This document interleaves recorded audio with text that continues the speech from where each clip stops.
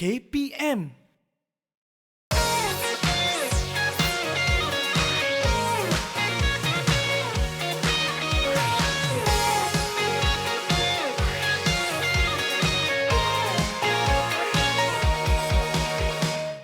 Hai, apalah nasib jadi logistik. Kena kemas tempat. Ini kursi ni. Siapa letak merata-rata? Bukan kat sini tempat dia. Aduh. Dah lah datang awal. Balik pun yang terakhir. Aduh. Hei. Nak kena betul-betulkan semua lagi kan nanti besok kan cikgu bising pula. Hai, ponek. Aduh, Assalamualaikum warahmatullahi wabarakatuh. Salam sejahtera. What's up everybody? Anda sedang menyaksikan Co-Curriculum Didik TV KPM bersama dengan saya, Akmal Nazri. Apa khabar semua? Sihat? Alhamdulillah. Ingat, kita belum menang lagi. Jadi sila patuh segala SOP. Sentiasa apa kawan-kawan? Yes! Cuci tangan dengan kerap. Apa lagi? Yes! Pakai pelitup muka apabila kita keluar. Baik, seperti biasa, tepat pada pukul 6 petang, di Co-Curriculum ini kita nak belajar antara aktiviti yang dijalankan oleh badan unit beruniform tersebut. Jadi macam hari ini, dah nampak bulan sabit merah Malaysia. Dan saya pasti anda semua macam dah tahu dah. Ini mesti cikgu tu yang akan mengajar kita hari ini kan? Nak tahu ya ke ataupun tak? Jom tengok profil guru hari ini. Kan best kalau ada orang guru.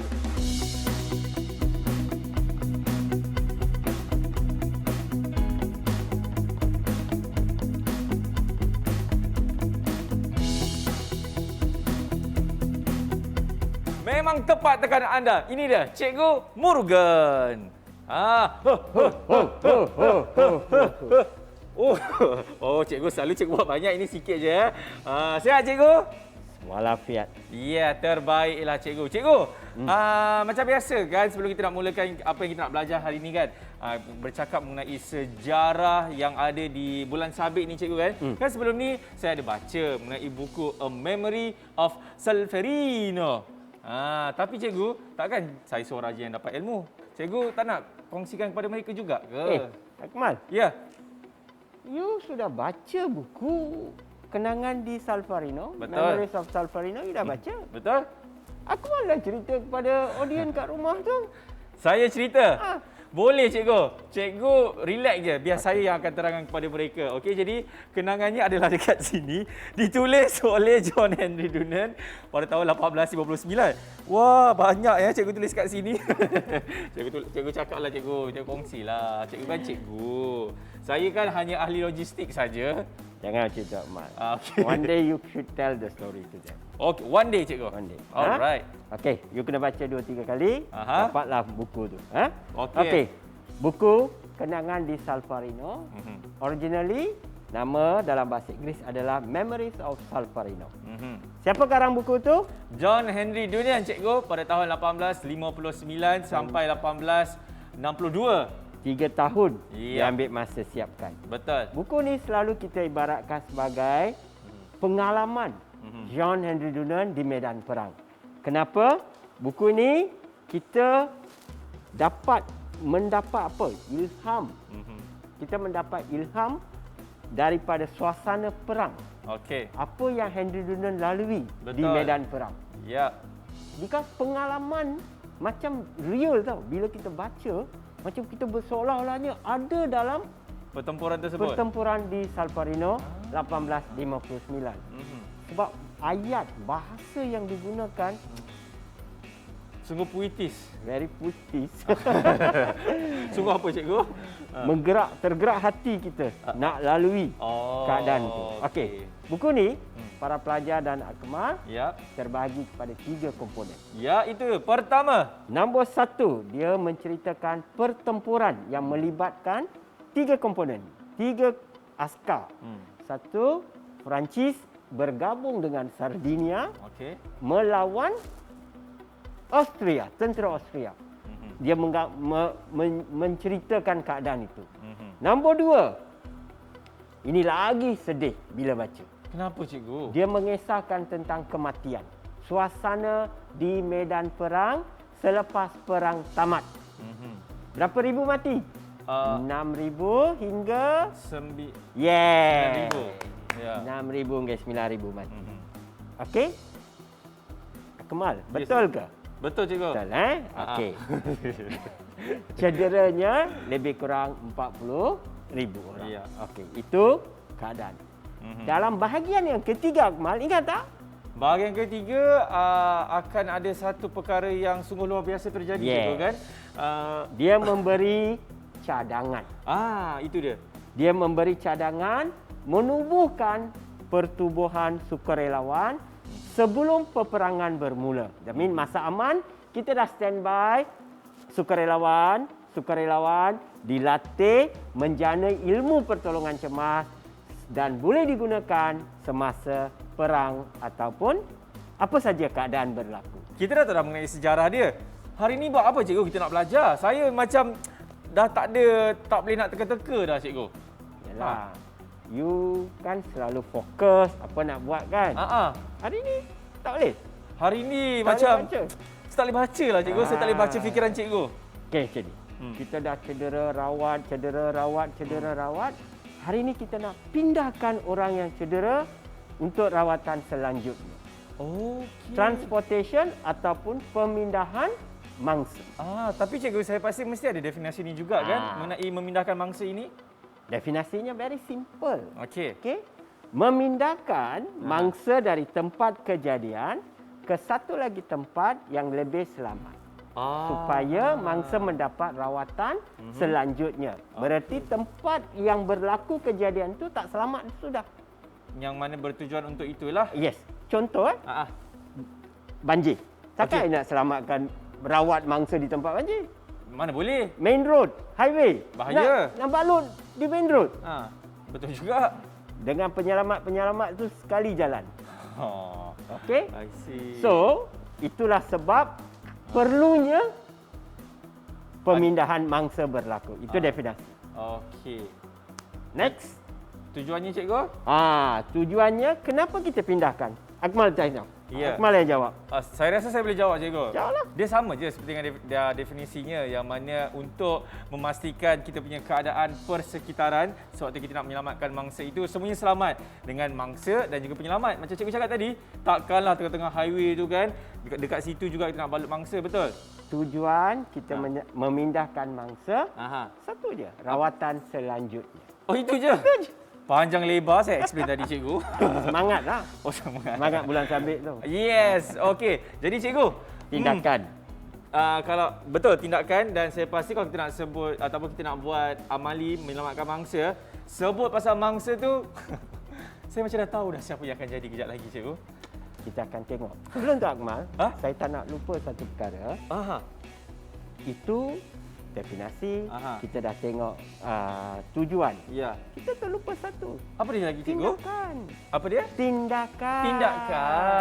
Tindakan ialah memastikan diri penyelamat selamat dan mangsa pun selamat untuk mendapatkan rawatan selanjutnya. Kalau dua-dua tak selamat, itulah tujuan aktiviti pemindahan mangsa dilakukan. Okey, sekarang saya serah balik pada Akmal. You pergi cari mangsa and come back to me. We will do now. Sekarang juga. Boleh, tapi cikgu kena beritahu dekat kawan-kawan kita semua kita nak berhenti rehat dulu. Boleh cikgu? Please stay back. We will come back and see you. Saya pergi cari dulu You cari ke I cari? Saya cari cikgu. Okey. Didik TV KPM. Didik TV KPM. Okey, inilah masa yang kita nanti-nantikan. Kita nak tahu siapa yang akan jadi mangsa. Harap-harap bukan yang selalu datang tu lah. Jadi ini dia. Kita ada Tupac. Kita ada Daniel. Daniel okey Daniel? Wah, Cikgu Murugan. Ini kan, yelah kita hanya sekadar lakonan kan. Yang ini dah berbalut-balut semua ni kenapa Cikgu Murugan? Akmal, tak nampak ke? Audiens dah tahulah. Ini cedera kepala. Kaki semua cedera. Tanya audiens, ni apa jadi? Main bola semalam? Okey. Jatuh, luka. So, saya kena pindahkanlah dia. Oh, tapi cikgu saya jarang nampak dia main bola cikgu. Tapi cikgu kan nak buat apa orang kata jenis-jenis nak pindah mangsa ni kan. Kita kan ada ni kawan kita stretcher. Kenapa tak pakai ni saja cikgu? Soalan yang bijak. Saya nak tepuk tangan tapi tak boleh sebab saya kena pegang mangsa. Kita minta dia yang tepuk tangan. Tepuk tangan. Tepuk tangan boleh? Okey. Good boy. Good question Kemal, tengok. Kawan-kawan di rumah, para pelajar sekalian, guru-guru, sememangnya memindahkan menggunakan stretcher, very good. Okey. Tapi saya juga nak bagi input untuk pelajar di rumah, bagaimana kita nak memindahkan mangsa sekiranya tak ada stretcher. Bukan setiap masa you ada stretcher. Okey? Betul juga. Bukan setiap masa you ada stretcher. You pergi ke Hulu ke Hilir bawa stretcher ke Kemal? Tak cikgu. Tak ada kan? Tak ada. Kita kulu-kili bawa phone saja. Oh, gadget. Gadget. So now kita nak belajar teknik memindahkan mangsa kalau tak ada stretcher ataupun tidak dapat mencari stretcher. Okey. Kemal, Ya. sebutkan kaedah apa yang saya nak tunjuk sekarang ni. Kaedah pertama, kaedah menopang. Ini dia. Menopang. Kaedah pertama, menopang. Saya akan tunjukkan. Saya dah sanitize myself. Betul. Tangan dah okey. Tengok mangsa sebelah saya ni. Okey. Dia kecederaan di kaki. Oh. Okey, yang penting kecederaan di kaki ni dia tidak boleh bergerak dengan banyak. Okey. Maka mula-mula sekali sampai ke lokasi, letaklah tangan di sini keliling bahu saya. Okey. Lepas tu satu lagi tangan saya, ibu jarinya masuk ke dalam, keluar begini, pegang. Macam mana cikgu boleh sengit sikit? Okey, boleh nampak. Tengok ni ibu jari. Okey, untuk grip, untuk pergerakan. Okey. Cikgu, kalau mangsa tu pakai kain? Boleh dengan kain-kain sekali pegang. Okey. Okey, buka kaki sikit mangsa. Baik. Tengok kaki saya pelajar sekalian. Aha. Tengok kaki saya. Kaki saya akan menggerakkan mangsa macam gini. Okey. Okey. Slowly kita gerak kerana berat badan mangsa sekarang tidak boleh berada di kaki yang cedera. Berat badan berada di kaki sebelah. So, tugas saya sebagai penyelamat menggerakkan mangsa perlahan-lahan sehinggalah ke berhampiran dengan ambulan ataupun ke tempat yang lebih selamat. Tengok pergerakan mangsa. Okey, kita perhatikan. Okey, kita gerak. Penyelamat kena gerak dan pergerakan ini boleh memudahkan mangsa dipindahkan ke kawasan yang selamat ataupun dimasukkan ke dalam ambulan. Akmal, Dia saya cikgu. boleh ke you buat later? Boleh kalau cikgu. Kalau ada mangsa lagi, you boleh buat tak? Boleh cikgu. Saya nampak apa yang cikgu tunjuk ajar tu. Ui, saya faham cikgu. Apa nama kaedah ni, Akmal? Menopang cikgu. Menopang. Good. Okey. Okey, pelajar, gunakan kaedah ni sekiranya ada kecederaan di kaki. Alright? Jangan memberatkan berat badan mangsa di kaki yang cedera. Okey, berat badan beralih di kaki yang tidak cedera. Tadi kita dah belajar kaedah menopang dan sekarang ini kami nak tunjukkan kepada anda kaedah mengendong. Okey. Kaedah mengendong digunakan sekiranya mangsa mengalami kecederaan anggota bawah kaki dan mangsa tu kecil, tak berapa berat sangat, kita gunakan kaedah ni. Sebelum kita pergi kepada mangsa, saya Okey, terima kasih cikgu. Okey. Wah, double protection cikgu triple pun boleh. Okey. Alright. Baik. Apabila sampai ke lokasi, sekiranya sudah dibalut, siap, memudahkan urusan pemindahan. Kita pindahkan ke kawasan yang lebih selamat. Okey, silakan. Okey, tadi cikgu ada menunjukkan kalau kita nak pergi ke mangsa, kita kena beritahu kita ni merupakan ahli bulan sabit merah Malaysia. Bang, saya merupakan ahli bulan sabit merah Malaysia, saya akan bantu abang. Betul cikgu? Betul. Dan seterusnya mengendong cikgu Okey. Baik, tangan macam ni cikgu. Ya. Dan saya akan angkat dia. Dapatkan kaki. Bismillahirrahmanirrahim. Baik. Bismillahirrahmanirrahim. Okey cikgu. Okey, cun. So, kita tangan satu mangsa pegang pinggang mangsa, pinggang penyelamat. Pegang kat pinggang mangsa, tangan kiri. Okay. Macam ni cikgu Yes. Nampak tu bahagian belakang? Okey. Dia dah pegang untuk protection purpose. Okey, saya bawa dia cikgu Perlahan-lahan. Oh, perlahan-lahan. Perlahan-lahan. Okey. Because kita ada risiko kita berjalan terlalu laju, mangsa mungkin tergelincir. Ya. ataupun penyelamat mungkin tergelincir. Okey. Oleh yang demikian, kita bergerak perlahan-lahan supaya mangsa tidak rasa sakit. Ya. Cikgu, Ya. nanti cikgu cakap cepat sikit cikgu, berat cikgu. Tangan saya krem cikgu kat sini. Mangsa okey mangsa? Cantik, terbaik mangsa. Kaedah cikgu? mendukung. Aha. Kaedah mendukung juga benda yang sama. Okey. Sekiranya mangsa kecil, tidak begitu berat. Istilah mendukung itu kita sudah tahu. Sebut saja mendukung, we are going to carry the patient. Oh. Bagaimana kita nak mendukung Macam mangsa? ni ke cikgu? Oh, bukan? Oh, itu dukung anak. Oh, minta maaf nak. Daripada Ini belakang cikgu? Dari belakang. Okey. Okey. Jadi macam mana cikgu? Mula-mula? Mula-mula, mangsa ke depan. Mangsa ke depan. Okey. Okey. Letakkan dalam posisi yang seelok-eloknya untuk you. Okey, sekarang penyelamat pergi ke depan. Oh, okey. Baik. Okey. Pergi rapat lagi. Rapat ke mangsa? Rapat ke mangsa. Okey. Okey. Dua tangan Dua tangan mangsa di bahu penyelamat. Okey. Macam ni ke cikgu? Yes. Okey. Okey. Sudah? Sudah? Mangsa turun ke bawah. Mangsa. Penyelamat turun ke bawah. Okey. Penyelamat. Baik. Okey. Okey. Tinggikan sikit. Tinggi sikit. Okey. Aha. Sekarang mangsa letak dua kaki di kiri kanan pinggang penyelamat. Oh, okey. Tak sini. Kaki. Satu. Okey. Sini kanan. Dua. Okey. Okey. Okey. Bila dalam posisi ini, penyelamat perlu berdiri tegak, kaki rapat. Okey. Okey. Penyelamat selesa. Mangsa boleh mungkin ke atas sikit mangsa? Okey, tangan mangsa. Selesa sangat mangsa ni ya. Tangan mangsa kena ikat sendiri macam ni ke? Okey. Macam ni ikat. Baik. Ikat macam ni. Aha. Okey, pegang sudah. Alright. Sekarang mangsa boleh bergerak, ambulan ada di ujung sana. Okey. Okey, pindahkan mangsa ni ke ambulan dalam keadaan selamat dan jalan perlahan-lahan. Okey, jom. Oh, macam tu ke cikgu? Jalan Oh, perlahan-lahan. perlahan-lahan, perlahan. Okey, macam ni je Bagilah kan? kata-kata semangat. Kata-kata semangat. Cayok. Okey. Cikgu, boleh saya turunkan mangsa ke? Sebab saya rasa saya pun dah jadi mangsa dah ni. Akmal, Boleh ke mangsa? kita turunkan Terima kasih, mangsa berhampiran dengan ambulans. Okey, cikgu mulakan okey? Okey. Okey, baik. Nampaknya kita dua-dua pun tengah tercungap-cungap kat sini. Kita berhenti rehat dulu, cikgu boleh Alright, kita nak minum air sekejap. Anda semua selepas ini, katanya kita ada mangsa baru. Mangsa baru nak? Mangsa baru nak tahu siapa Lepas inilah kurikulum Didik TV KPM. Didik TV KPM. Didik TV KPM.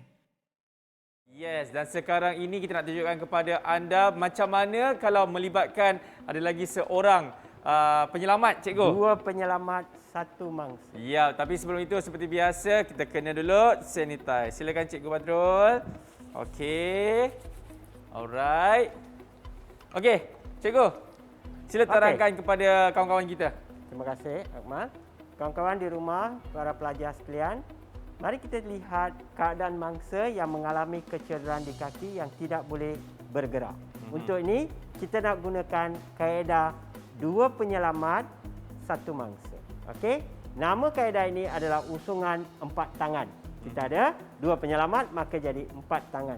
Silakan bentuk usungan empat tangan dulu, tunjukkan. Okey. Baik. Saiz kawasan untuk mangsa duduk adalah berdasarkan kepada saiz mangsa. Okey? Mesti mantap, kuat, ketat. Okey? Penyelamat, sila bawa ke mangsa. Okey. Kita turun dulu. Duduk dulu. Kita turun dulu. Okey.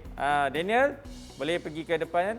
Ini adalah simulasi, maka Okey. mangsa boleh digerak-gerakkan. Dalam keadaan sebenar, mangsa tidak bergerak. Okey, mangsa duduk. Mangsa akan letak tangan di keliling leher penyelamat. Okey, dalam kiraan penyelamat. Boleh, Cikgu? Boleh. Okey, 1, 2, up. Okey, cekap sekali. Dan kita bawa ke depan, Cikgu Okey, bergerak ke depan Okey. sehinggalah ke ambulan. Yap. Alright. Okey, pelajar di rumah nampak tak Jom, bagaimana kita ke belakang. abang-abang penyelamat menyelamatkan mangsa yang mengalami kecederaan. Ini menunjukkan kita perlu latihan. Dengan adanya skill, kemahiran usungan empat tangan, penyelamat 2 orang berjaya menyelamatkan mangsa untuk dipindahkan ke ambulans untuk rawatan selanjutnya. Saya rasa saya punya bicep, saya punya tricep semua macam nak meletup, cikgu. Okey, Akmal. Semandangkan semua letih hari ini, Aha. mari kita buat rumusan. Siapa yang letih sebenarnya? Saya ke cikgu? Dua-dua. Dua-dua yang letih dan penat sebenarnya. Okey cikgu, silakan berikan rumusan dan juga nilai-nilai murni yang kita boleh dapat untuk episod kali ini. Silakan. Terima kasih, Akmal. Para penonton di rumah, para pelajar sekalian. Apa yang anda perhatikan hari ini adalah proses pemindahan mangsa. Berlaku dari kawasan berlakunya kemalangan atau bencana, kita pindahkan ke satu tempat yang lebih selamat untuk urusan rawatan selanjutnya. Rumusannya ialah you need skill. You mesti ada kemahiran. Kemahiran itu tidak datang begitu saja. Pemerhatian saja tidak memadai. Yang perlu anda ulangi latihan. That's why co-curriculum hari Rabu sangat penting. Jangan ponteng, hadir. Ikut nasihat cikgu, buat latihan every Wednesday. You buat, you jadi mahir. Dan you boleh ajar adik-adik di tingkatan dan di darjah yang bawah. Dengan ini, rumusannya ialah practice makes Perfect. Okay. Itu saja cikgu. The moral value here, mangsa sakit. Betul. Mangsa sangat sedih. Dia dah cedera. Bahasa ini, dengan adanya kemahiran, kita boleh menyelamatkan mangsa. Anda akan rasa bangga dan mangsa terselamat. Itu dia. Ingat, practice makes perfect. Terima kasih banyak-banyak Cikgu Muruga di atas info yang cikgu telah kongsikan kepada kami semua untuk episod hari ini, iaitu pemindahan mangsa. Jadi kalau nak tahu apa lagi yang kita boleh belajar bagi badan unit beruniform Bulan Sabit Merah Malaysia ini, hanya di co-curriculum Didik TV KPM. Saya Akmal Nazri, ini dah Cikgu Murugan. Kita akan jumpa lagi untuk episod seterusnya. Bye-bye!